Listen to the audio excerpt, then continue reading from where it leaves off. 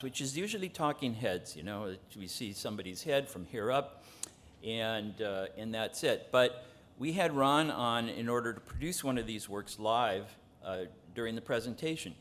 And so we were able to see him and how these things froze and how they turned out and so on. It takes a while for everything to melt and then dry and all that, so we couldn't see the finished work right away.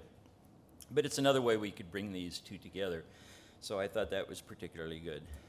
Now, this program called Optics, which is not misspelled, it's an acronym or something, but this is actually Daniela's own project and is the one that's brought her in with us in the first place. This is something that she does as a sort of performance art, but involves radio engineers, amateur radio engineers, who use a very large dish to receive signals from the moon. Now, those signals are sent by other radio telescopes, other amateurs around the world.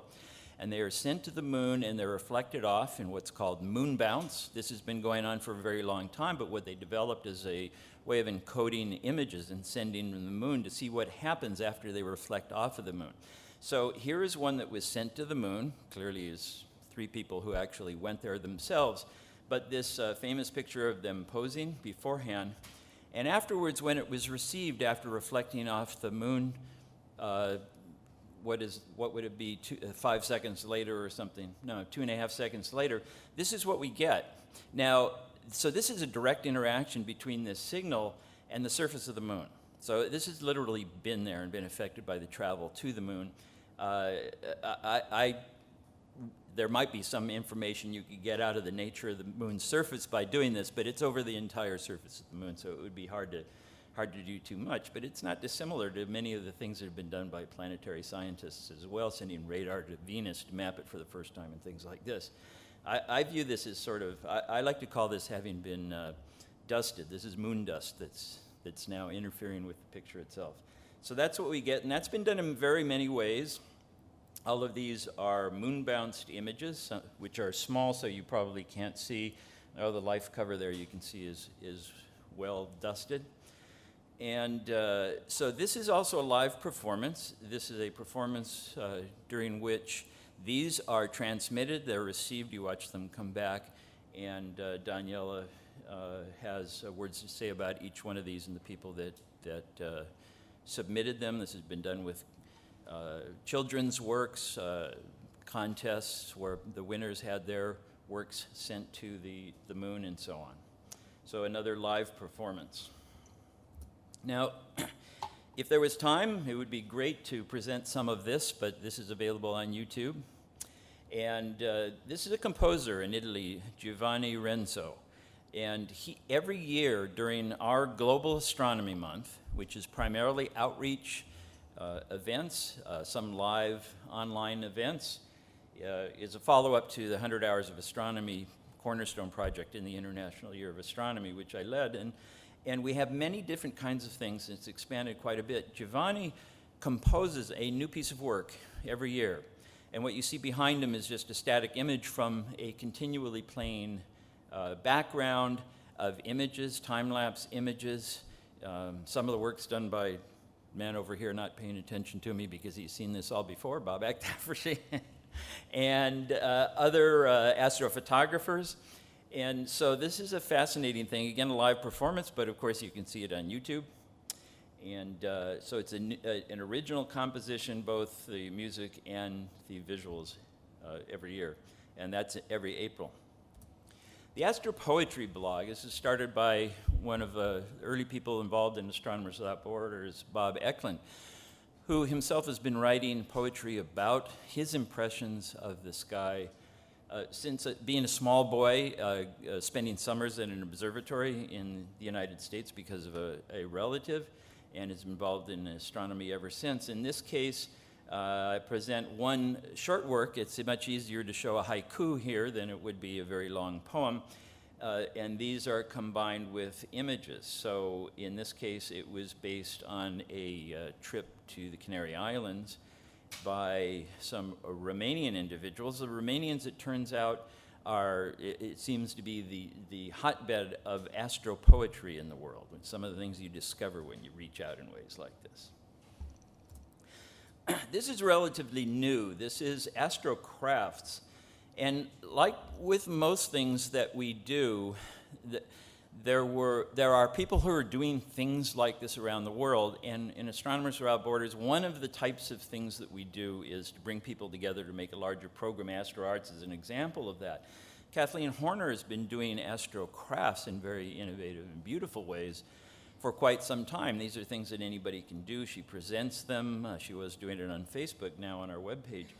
The constellation jar there is one of my favorites. If I ever get around to it, I'll make one myself. There is a light inside, and the constellation Orion you can see there along with other stars. And this is something anybody could do just to bring a little bit of the night sky to their own environment. The other work is glitter art. This is a part of a spiral galaxy that she created too, which is ways that people who may not be as innovative as the artists in this room are, myself included, can just follow along and do that and create something beautiful themselves. Well, this piece is called Violet, and it was created by my granddaughter about 10 hours ago. It's one reason I was late, because it's a general rule of presenting: if you don't have anything more to say, show pictures of babies of some kind. Doesn't matter if it's puppies or humans. And so this is one reason why I was a little late this morning, because I lost a little sleep last night. So this is Daniela, and Daniela would be far, far better at presenting this, but I give you here the URL to the AstroArts project on our website, but if you just go to astronomerswithoutborders.org, you'll be able to find it under projects.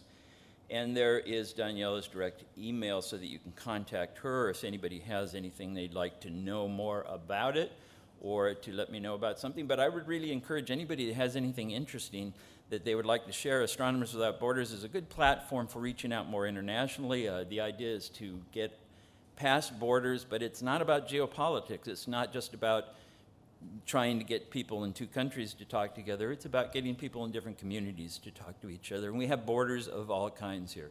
Astronomy transcends those. We know that. We all do the same thing, which is why we say one people, one sky. And art does the same. And together, it's really quite an extraordinary thing from everybody's standpoint. So if you have any ideas that you think you'd like to present to the community in this way, or that might involve participation by a worldwide community or anything like that, please let me know.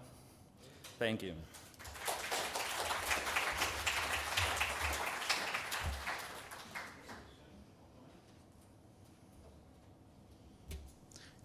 Yeah, I think it's a great set of projects you have presented. So, what is a way then for a scientist, an artist, or an educator to come in and to propose? Are there some process? No, the process is simple. If you have something you want to do, let us know. I mean, Okay. and Daniela is the chair of this, and she's the one that makes the decisions. But the whole idea of Astronomers Without Borders is to do some things that nobody has done before, and there aren't any rules about that. So if it's something that's going to be interesting, it's going to be valuable, we'd like to do it. And you have some support, for instance, for events, and so there is a... Well, support. So if that means money, that's always bad. But the thing is that amateur astronomers, this is a grassroots organization, Amateur Astronomers, is the great resource primarily. We do have some support, largely from industry and some other things, mostly from the community. We do many types of things, and this is just one, which is growing.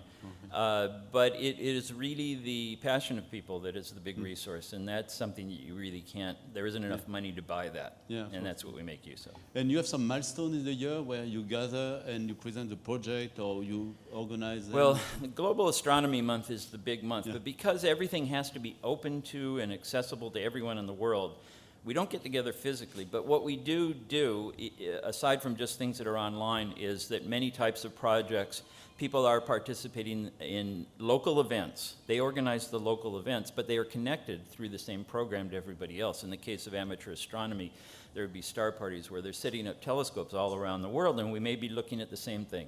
And then we share our impressions of that and our experiences on the website. So we're doing it together, but we are doing it separated in space, but not in other ways. Okay, very good. Yes. I just wanted to suggest we're a little bit late. Our coffee break is going to be gone because Europlanet is out there. So I would suggest that we go to